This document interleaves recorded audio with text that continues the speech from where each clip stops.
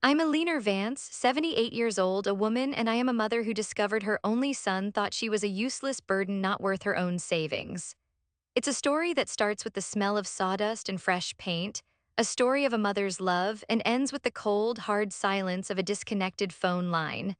It's the story of how I took back the life my husband and I built piece by painful piece. My husband, Robert, always used to say, Alina, our legacy isn't in a bank account, it's in the character of the man we raise. For 42 years of marriage, I believed him. We poured everything we had into our son, Marcus. We didn't come from money. We were the children of hardworking folks who taught us that your name and your word were the most valuable things you could own. Robert worked two jobs for the better part of 20 years, his hands calloused and stained from his work at the steel mill, while I managed our home, stretched every dollar until it screamed, and made sure Marcus never wanted for anything that truly mattered. A full belly, a good education, and the unwavering knowledge that he was loved. We weren't rich, but we were proud. We lived in the same modest but immaculate brick house in a quiet, tree-lined neighborhood for our entire married life. It was the house where Marcus took his first steps, where he did his homework at the kitchen table, where I patched up his scraped knees and he cried on my shoulder after his first heartbreak. Robert and I saved, we invested wisely in a few small local properties, and by the time Robert passed away 2 years ago, he had left me comfortable. Not wealthy in the way people on television are wealthy, but secure. The house was paid off, there was a healthy pension, and a life insurance policy that I had earmarked for one purpose: to give Marcus the head start we never had.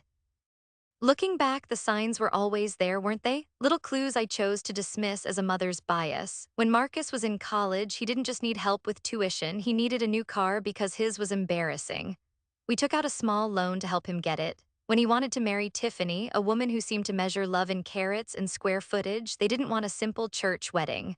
They wanted a grand affair at a country club we couldn't afford. Robert, ever the provider, dipped into his retirement savings to give them their perfect day, saying, "It's a once-in-a-lifetime moment, Alina." I smiled and agreed, though a small, quiet part of me wondered why their lifetime moments always seemed to cost us a piece of ours. The biggest sign, the one that should have been a blaring alarm, was the business loan.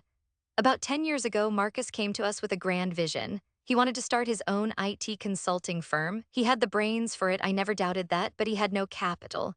Tiffany, his new wife, had expensive taste but no family money to back it up, so they came to us. I remember it so clearly. We were all sitting at my kitchen table, the same one from his childhood. Marcus laid out a business plan that looked impressive, full of charts and projections. Tiffany sat beside him, nodding, her hand on his arm, her eyes fixed on Robert and me. "It's a sure thing, Dad," Marcus had said, his voice brimming with a confidence we had paid to instill in him. "But the banks, they want too much collateral, they don't see the vision." Tiffany chimed in, her voice smooth as honey. "We know it's a lot to ask, but this isn't just for us. This is about building a future, a legacy for the Vance name." The Vance name, the one Robert and I had built with sweat and sacrifice, they were using our own values to sell us on their dream. Robert was hesitant, but I saw the pride in his eyes. He saw his son, a grown man, wanting to build something of his own. After Robert passed, I was the one who managed the final transfer. I used the bulk of his life insurance payout, a sum of $300,000, and gave it to Marcus as an interest-free loan to get his company, Vance Innovations, off the ground. There was a formal agreement, of course. Robert had insisted on it, and I had our family lawyer, a sharp man named David Chen, who had been Robert's friend for decades, draw it up. The terms were generous. Marcus would pay me back a small percentage of the profits annually, and the principal was due only if the business was sold or if he defaulted on other major financial obligations. It was, in essence, a gift of trust, a mother's final, grand investment in her son's happiness. For a while, it seemed to have paid off. The business grew, and soon Marcus and Tiffany were living a life I only saw in magazines. Their new house was the culmination of that success. It was a sprawling, modern structure on a hill overlooking the city, all glass and sharp angles and gleaming white walls. It was a world away from my cozy brick home, a place so large and sterile it felt more like a museum than. A place to live, but it was what Marcus and Tiffany wanted, what they considered a testament to their hard work. My son's hard work funded by my husband's life's work. A few months ago, they began a massive renovation. They were adding a new wing, a state-of-the-art kitchen, and an infinity pool. The costs were astronomical, but they waved it off. "It's an investment, Mom," Marcus would say whenever I'd raise an eyebrow at the invoices I'd see lying on their counter. Since Robert was gone, I'd been spending more time with them, or rather for them. Tiffany found me quite useful for menial tasks. She'd call me, her voice a little too sweet, and ask if I could come over to let the contractors in or to sign for a delivery because they were both in back-to-back meetings. I did it because it made me feel needed. The silence in my own house was a heavy blanket, and the bustling activity at theirs, the sense that I was contributing, was a welcome distraction. I would water Tiffany's expensive plants, organize her pantry, and even help sand down baseboards when the workers were behind schedule. I was their free on-call assistant. I told myself it was just a mother helping her child. The day it all happened began like any other. Tiffany called that morning. "Eleanor, you're a lifesaver. The flooring guys are coming today, but Marcus and I have an investor lunch we just can't miss. Could you possibly pop over around noon to let them in? They just need to take some final measurements." "Of course, dear," I said. "It's no trouble at all." I arrived at their half-finished mansion to the familiar sounds of drills and saws. The air was thick with the clean, sharp scent of cut pine. I let the flooring crew in and made them a pot of coffee just as my own mother would have done. They were polite young men and they got to work quickly. After about an hour, one of them, a foreman named Rick, approached me. "Ma'am, we need to check the support beams under the main living area to make sure they can handle the weight of the stone we're putting in. The access panel should be in the garage, according to the blueprints. We'll also need a power drill and a pry bar if you know where your son keeps his tools." "I think so," I said, happy to be of use. "I'll go take a look." I walked through the house, my sensible shoes echoing on the bare subfloor. The garage was attached to the house and the door leading into it was slightly ajar. I could hear Marcus and Tiffany talking inside. I smiled. They must have gotten back from their lunch early. I was about to call out to them when the words I heard froze the blood in my veins. I stopped, my hand hovering over the doorknob, my body hidden by the wall. "I just don't know how much longer we can do this, Tiff," Marcus said.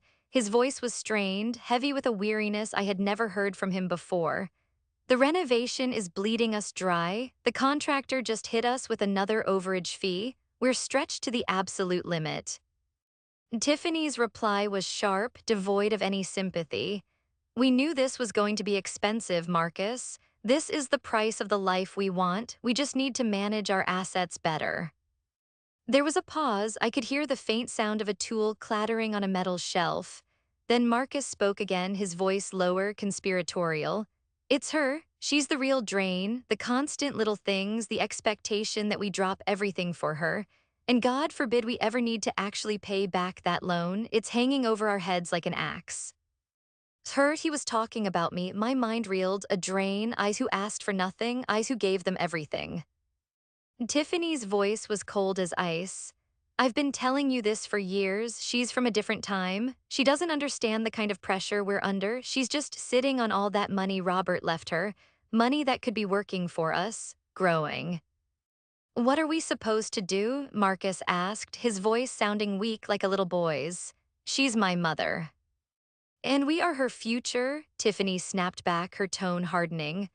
"I spoke with my lawyer again this morning. He's the best, specializes in estate management for high net worth families.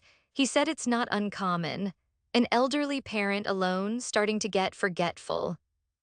Forgetful, my mind was as sharp as it had ever been. I could still recite the poems I learned in the 7th grade.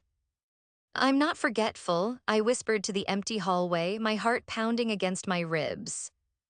Inside the garage, Tiffany continued, laying out her poison. "It's a simple process. We file a petition with the court, we cite a few instances of confusion, maybe that time she forgot where she parked at the mall. We express our deep concern for her well-being and her ability to manage her own finances. We petition for you, as her only son, to be granted power of attorney." A wave of nausea washed over me. This wasn't just a conversation. This was a plan, a meticulously crafted. Then plot. Marcus was quiet for a moment, then he said, and the business loan. This was the part that made my world crack. That's the beauty of it, Tiffany said, a triumphant lilt in her voice. Once you have power of attorney, you're managing her assets, you can officially forgive the loan on her behalf, it disappears. The $300,000 becomes ours, free and clear, it's not even a question. We can leverage it to get the second loan we need to finish this house and have a cushion. The lawyer said we can have the papers drawn up by the end of the week. He just needs a concrete reason to file, he thinks we have enough. My son, my Marcus, the boy whose face I had memorized, whose every cry I had answered, finally spoke. His words were not a defense of his mother, they were a surrender. Okay, he said, a heavy sigh. Okay, Tiff, let's do it. I still can't believe how useless she's become. It's sad, really. We need to do this before she drains us completely. Useless, a drain, sad, the words echoed in the cavern of my chest. In that moment, the woman who had entered the hallway died. The loving, trusting mother was gone, and in her place stood a stranger, hollowed out and cold. I stood there for what felt like an eternity, my breathing shallow, my hands balled into tight fists. My mind raced, not with grief yet, that would come later, but with a terrifying, white-hot clarity. I heard them moving around, their conversation shifting to paint colors and tile samples. The immediate danger had passed. I took a deep, shuddering breath, smoothed down the front of my blouse, and forced my face into a mask of placid neutrality. I pushed the door open, making it creak slightly. "So there you are," I said, my voice impossibly cheerful. "I didn't hear you come in. Rick from the flooring company needs a drill and a pry bar. Do you know where they might be?" Marcus jumped, startled. Tiffany spun around, her face a perfect picture of surprise, which quickly melted into a warm smile. It was a masterful performance. "Mom, we just got back, of course. The drill is in the red toolbox on that shelf. Let me get it for you." She bustled over, all helpfulness and grace, while Marcus stood there, unable to meet my eyes. He just mumbled, "Hey, Mom." I took the tools from Tiffany's perfectly manicured hand, my own trembling slightly. "Thank you, dear. You know, this house is really going to be something special when it's all done." "We think so too," Tiffany said, beaming. "We couldn't do it without your support." The irony was so thick I could have choked on it. I gave them a perfect, serene smile. "It's my pleasure. Well, I'll take these back to Rick. You two have a lovely afternoon." I turned and walked away, each step deliberate and measured. I did not run, I did not cry, I handed the tools to the foreman, my smile never wavering. For the next hour, I was the perfect hostess, the helpful mother, a woman without a care in the world, but inside a blizzard was raging. They thought I was useless. A burden, a confused old woman they could gently push aside. They had no idea who they were dealing with. They had forgotten that I was Robert Vance's wife, and we were not people who went down without a fight. The drive back to my own home was a blur. The familiar streets of my neighborhood seemed foreign, the vibrant colors of the autumn leaves muted and gray. I drove on autopilot, my hands gripping the steering wheel so tightly my knuckles were white. The cheerful mask I had worn for Marcus and Tiffany had dissolved the moment I was alone in my car, and now my face felt stiff and strange, a canvas of shock.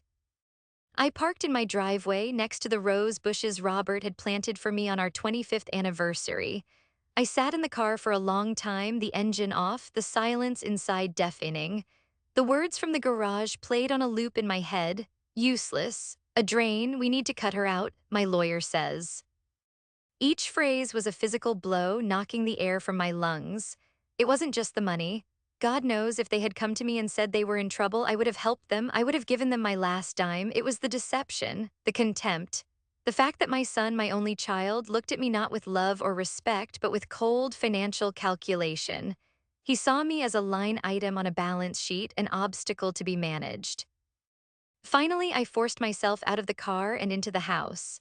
The smell of lemon polish and old books, a scent that had always meant comfort and safety, now felt suffocating. The house was a museum of a life that no longer existed. On the mantelpiece was a photo of a smiling family, me, Robert, and a teenage Marcus, his arms slung around my shoulders. We were at his high school graduation. He was so full of promise then, I had been so full of pride. I walked over and picked up the silver frame. I stared at my son's smiling face, searching for a hint of the man I'd overheard in the garage. Where had he gone? When did the boy I raised, the one who brought me dandelions and made me clumsy clay ashtrays in art class, turn into this cold, greedy stranger? Was it Tiffany's influence? Or was this darkness something that had been inside him all along, something I had been too blind with love to see? The grief that I had held at bay finally crashed over me in a tidal wave. It was a profound, soul-crushing sorrow.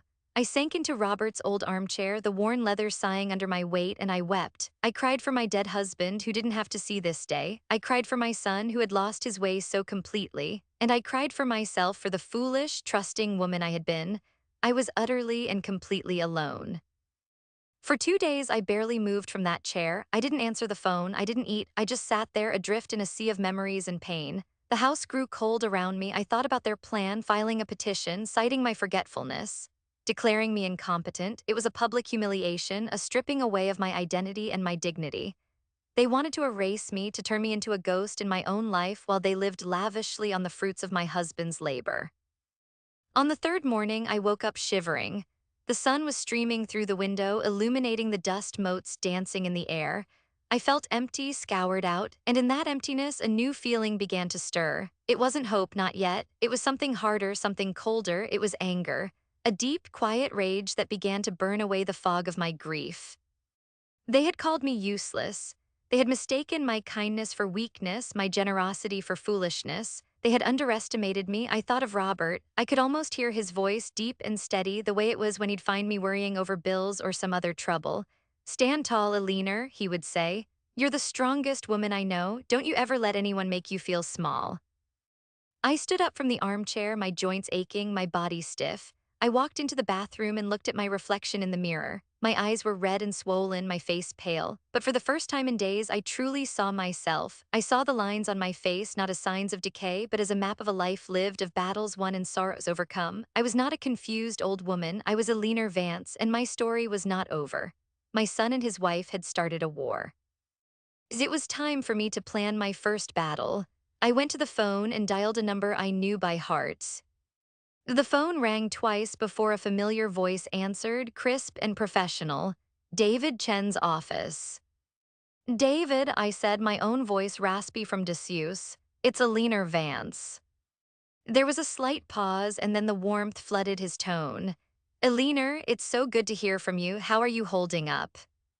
David Chen had been more than just our lawyer for 30 years. He had been Robert's closest friend. They had played chess together every Thursday night. When Robert died, David was the one who handled everything, shielding me from the worst of the bureaucracy with a quiet, fierce loyalty that I would never forget. He was a small, impeccably dressed man with eyes that missed nothing. "I'm afraid I'm not calling for a social chat, David," I said, getting straight to the point. "I need your help. I need a lawyer." "You've always had one," he said gently. "What's wrong? Is it Marcus? Is he okay?" I took a deep breath. Marcus is fine. It's what he and his wife are planning that's the problem. And then I told him everything. I recounted the conversation in the garage, word for sickening word. I didn't cry. My voice was steady, almost detached, as if I were describing something that had happened to someone else. When I finished, there was a long silence on the other end of the line. For a moment, I was afraid he wouldn't believe me, that he would think I was, in fact, confused. But when he finally spoke, his voice was tight with a controlled fury that I recognized well. It was the same tone he used in negotiations when an opposing counsel tried to pull a fast one. "The ungrateful, conniving little, I am so sorry, Eleanor. I am so profoundly sorry you had to hear that." His immediate belief, his righteous anger on my behalf, was like a balm to my wounded spirit. It was the validation I desperately needed. "They think I'm useless, David," I whispered, the words still tasting like poison. "They think they can just file some papers and take everything Robert and I worked for." "They can think whatever they want," David snapped back, his voice all business now. "Thinking doesn't make it legal. They have made a very, very serious miscalculation. They've mistaken a lioness for a lamb. Now listen to me carefully. Don't speak to them. Don't answer their calls or texts. Let them think you suspect nothing. Let them walk right into the trap they've set for you. What do we do? I asked, a flicker of strength returning to me. First, we gather our arsenal, he said. I drew up that business loan agreement myself. I know every clause, every subsection. Robert was adamant about protecting you. Let me pull the file. I want you to come to my office tomorrow morning, 10 o'clock. We are going to turn their own plan against them. Hanging up the phone, I felt a shift inside me. The despair was still there, a dull ache in the background, but the foreground was now occupied by a clear, sharp sense of purpose. I was no longer a victim. I was a client, a strategist. The next morning, I dressed with care for the first time in days. I chose a simple, elegant navy blue dress, the one Robert had always liked. I put on a string of pearls and a touch of lipstick. When I looked in the mirror, I saw not a frail old woman but a matriarch, the queen of a kingdom, however small, that was under siege. David's office was downtown, in a building of steel and glass that seemed a world away from the dusty garage where my life had fallen apart. He greeted me with a warm hug and led me into his conference room. The large mahogany table was polished to a mirror shine. On it, laid out in a neat stack, was a single file folder. On the tab, in David's precise handwriting, were the words Vance, Robert, and Aliner.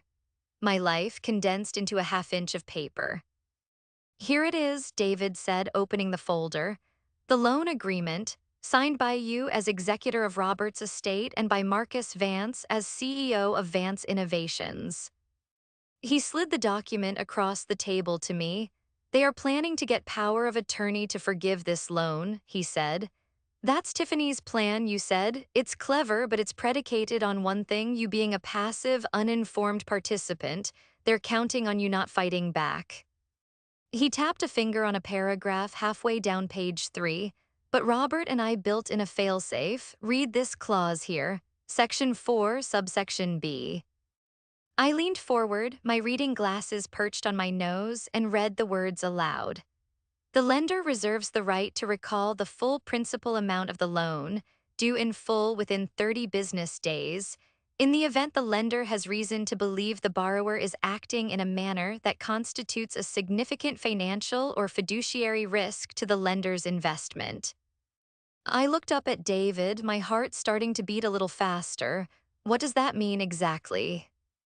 A slow, grim smile spread across David's face. It means, Aliner, that if you have reason to believe your son is about to fraudulently seize control of your assets, an act that would most certainly constitute a fiduciary risk, you have the legal, contractual right to demand he pay you back every single penny of that $300,000 immediately. The audacity of it, the sheer brilliance of Robert's foresight, left me breathless. It was as if he had reached across time to protect me. Calling in that loan will be like pulling the financial foundation out from under them, David explained, his voice clinical. Their entire lifestyle, that house, the renovation, it's all leveraged against the success of the business. The business that was built with your money, if their primary investor suddenly demands its money back, their credit lines will be frozen. Their assets will be seized. The whole house of cards will come tumbling down. I stared at the paper, at Robert's foresight immortalized in ink. This wasn't just a legal document, it was a weapon, and I was finally ready to use it. What do I need to do? I asked, my voice as steady as steel. David picked up a pen. You need to sign this letter, which I've already drafted. It is a formal legal notification of the loan recall, effective immediately. We'll have it delivered by a court courier to Marcus's office and their home tomorrow morning. And then, he said, leaning back in his chair, we sit back and wait for the show. I signed the letter. My hand did not shake. Each stroke of the pen felt deliberate, a reclaiming of my own narrative. As I wrote my name, Aliner Vance, on that crisp legal document, I was no longer just a mother. I was the lender, the investor, the one who held the power. I left David's office and walked out into the bright afternoon sun. The world seemed different, sharper. I felt a strange sense of calm, the kind that comes after a storm has passed and you are left to survey the damage and begin to rebuild. The emotional wreckage was still there, but now I had a blueprint for the reconstruction. That evening, I did something I hadn't done in days. I cooked myself a proper meal. I put on a jazz record, one of Robert's favorites, Oscar Peterson. As the piano notes filled the quiet house, I felt a flicker of my old self returning. I was not going to wither away in grief, I was going to live. The next morning, I woke with a sense of nervous anticipation.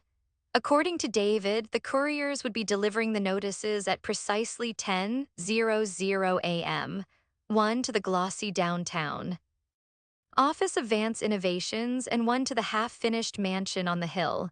I imagined the scene, a stern-faced official handing my son a crisp envelope. Marcus, confused, opening it, his eyes scanning the legal jargon, the color draining from his face as he reached the key phrase, hereby recalls the loan in the amount of $300,000 due in full. I imagined Tiffany reading her copy over his shoulder, her perfectly constructed mask of superiority crumbling into panic. Their whole world, the one built on my money and their deceit, was about to be officially put on notice. At 10:15 a.m., my phone rang. It was an unknown number. I let it go to voicemail. A minute later, a text message appeared. "Mom, what is this? Call me now." It was Marcus. I placed my phone face down on the kitchen counter. A strange serenity washed over me. The war had begun not with a bang, but with a silent, unanswered call. So over the next hour, my phone began to light up like a firefly in a jar. A text from Marcus: "This is a mistake, some kind of horrible legal error. You need to call this lawyer and fix it." A text from Tiffany: "Alina, I think your lawyer is taking advantage of you. Please call us before he does something that can't be undone." The audacity of her, accusing David of the very thing she was plotting. Another from Marcus: "Mom, the bank just called. They've frozen our construction account. The contractor is walking off the job. What did you do?" The texts grew more frantic, more desperate. They were interspersed with calls, one after another, from Marcus, from Tiffany, from their home number, from Marcus's office line. I counted them, 12 calls in the first hour. By lunchtime, the count had reached 23. I did not answer. I went about my day. I did a load of laundry. I tended to Robert's roses, pruning the dead leaves with meticulous care. With each snip of the shears, I felt like I was cutting away the dead parts of my own life, making way for new growth. By 3 o'clock, the tone of the messages had shifted from confusion to outright panic. "Marcus, Mom, please, just pick up the phone. We can talk about this. Whatever we did, we're sorry, please." "Tiffany, Alina, our credit cards are being declined. They're calling in our mortgage. We're going to lose the house. Please, you can't do this to your own son, to your family." My family. They had the nerve to invoke the word family now that their financial empire was collapsing. The family they were ready to betray for an infinity pool and a new kitchen. By the time I went to bed that night, I had 47 missed calls and a string of texts that painted a picture of a world imploding. They were no longer the confident, condescending power couple from the garage. They were scared, they were desperate, and for the first time they were powerless. I slept more soundly that night than I had in years. They had wanted to take control of my life. Instead, I had taken control of theirs, and I was just getting started. The next day they came to me. I knew they would. Desperate people do desperate things, and a direct confrontation was their last resort. It was just after 9 in the morning when the doorbell rang. I had been expecting them. I had a fresh pot of coffee brewed and was sitting in Robert's armchair reading the morning paper. I opened the door to find my son and his wife standing on my porch. They looked terrible. Marcus's expensive suit was rumpled, his face was pale and unshaven, and there were dark circles under his eyes. Tiffany, who was always so perfectly put together, looked haggard. Her makeup couldn't hide the panic in her eyes, and her hair was scraped back in a messy ponytail. They looked like what they were, people whose world had been upended. "Mom," Marcus began, his voice cracking, "can we please come in? We need to talk." I stepped aside and let them enter the house they had not willingly visited in months. They walked into my living room, a space they had once dismissed as cluttered and dated, and now looked at as if it were a life raft. "What is going on?" Tiffany burst out, abandoning all pretense of politeness. "Why are you doing this to us, Alina? This is insane. Our lives are being destroyed." I sat down calmly in my armchair and gestured to the sofa opposite me. Would you like some coffee? I asked, my voice even. No, I don't want coffee, Marcus exclaimed, his voice rising. I want an explanation. We got this letter, our accounts are frozen, we're going to lose everything, all because of some misunderstanding. I folded my newspaper and placed it neatly on the side table. I looked at my son, truly looked at him, and felt not anger but a profound and weary sadness. There is no misunderstanding, Marcus, I said quietly. Then what is it? He pleaded, running his hands through his hair. If we did something to upset you, just tell us. We can fix it, we're family. So I let the word family hang in the air for a moment. Tell me, Marcus, I said, my voice soft but firm. What kind of family plots to have their own mother declared legally incompetent? The color drained from their faces. Tiffany gasped, her hand flying to her mouth. Marcus stared at me, his mouth opening and closing like a fish, but no words came out. The silence in the room was absolute. I was in the hallway, I continued, my voice never rising. I went to the garage to get a drill and a pry bar for the flooring men. You were both in there, you were having a conversation. I saw the dawning horror in their eyes as they realized what I was saying. They knew exactly which conversation I meant. I decided to remind them. I believe your words, Tiffany, were that I was from a different time and was just sitting on money that could be working for you. You spoke to your lawyer. You had a plan to file a petition to cite instances of my forgetfulness and to gain power of attorney. Tiffany began to stammer. Elena, we were just exploring options. We were worried about you.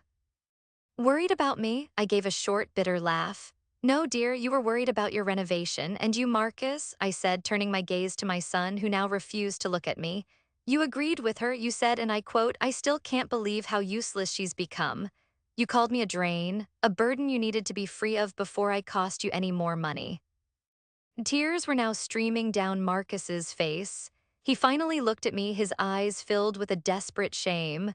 Mom, I didn't mean it. I was stressed. The pressure, I wasn't thinking.